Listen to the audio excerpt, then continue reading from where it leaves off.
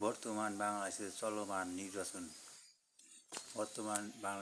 নির্বাচন হচ্ছে কত এই আসনে জয় হইল, কোন দল কতটি আসনে বিজয়ী হলো, সে অনুপাতে আসন দল থেকে আসন দেওয়া, সে দলে সরকার গঠন করা।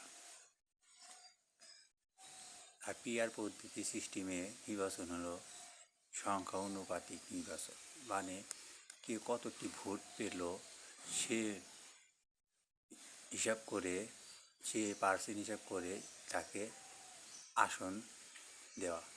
যেমন একজন 1% ভোট পেল, 1% ভোটে 3টি আসন। একটি দল সারা দেশে 1% ভোট পেলে সে 3টি আসন লাভ করল, সেই 3টি আসনে নেতৃত্ব দিতে পারবে। এটাই হচ্ছে পিআর পদ্ধতি নির্বাচন। এখন ধরে পিআর পদ্ধতি নির্বাচনে যেমন সুবিধা আছে তেমন অসুবিধাগুলো কম না। যেমন পিআর পদ্ধতিতে নির্বাচন হলে সরকার দুর্বল হবে, যেমন ছোট ছোট দলগুলো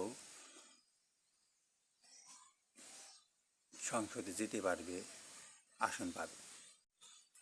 সেহেতু ছোট ছোট দলগুলো আসন পাবে, সেহেতু বড় দলগুলো আসন বেশি হলেও সরকার গঠন করলেও সে সরকার শক্তিশালী সরকার হবে না।